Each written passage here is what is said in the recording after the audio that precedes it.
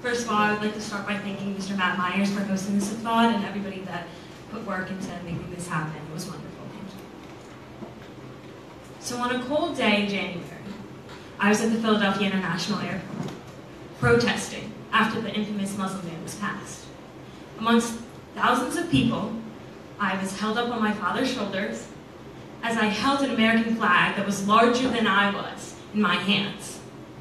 I, being Muslim and simply just human, was devastated when I heard this ban. It showed discrimination in our society and in our government, and I, for one, would not stand for it. So I stood there, with America literally in my hands, and I fought for what I believe needed changing. And that itself is a dream come true. My father, who held me on his shoulders, was once around my age. But now imagine being 17 years old in a foreign country where you barely speak that language. All you know about this country is from the limited television access you get in the 1980s in the Middle East, which amounted to your favorite television show, Chip's California Highway Patrol. Because the 80s comedy is what's supposed to help your transition from the desert area of Jordan to Raleigh, North Carolina. So once the 17-year-old realized that the United States was not the land of high-speed chases and adventure, reality set in. He got the only job he knew in his broken English, which was cleaning the floors at Subway. But from cleaning the floors at Subway, he learned how to make sandwiches. And from making sandwiches, he learned how to work the register. And from working the register, he became manager. And from managing, he owned his own Subway. And from owning his own Subway, he ends up in 2017, a successful businessman with 700 employees and the father of 3 children whom he sent to prestigious universities and high schools. Now, how is this possible? This is called the American dream. So you're all probably thinking, this is an inspiring story about an immigrant. But how does it apply to me? How does it apply to each one of you? I was born in the United States. I was raised here. I speak English, and I've never seen Chip's California Highway Patrol.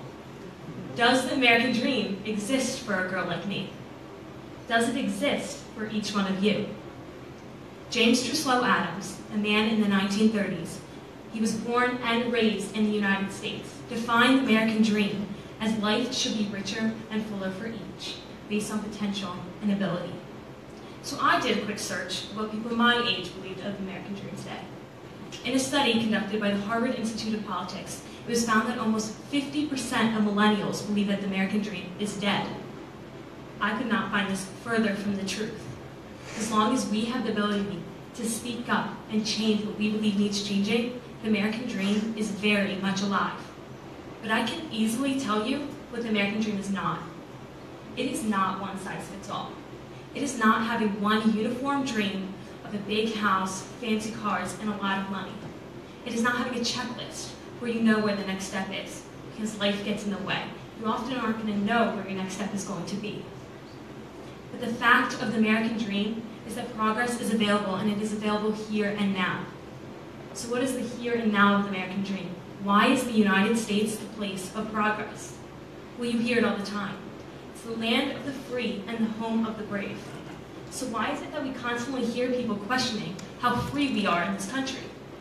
I argue that no matter what we can and cannot do, free speech is the most liberating tool that we have as Americans.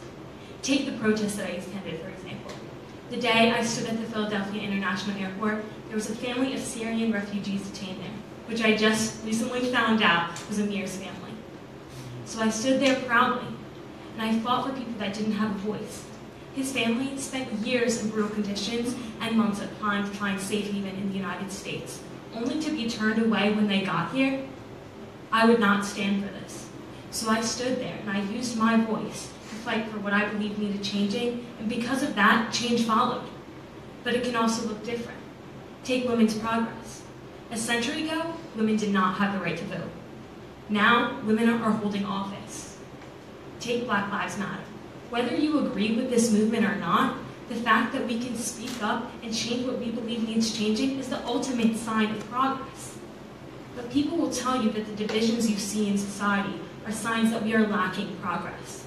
People are doubting the melting pot theory, that the United States is a place where different cultures mesh together into one.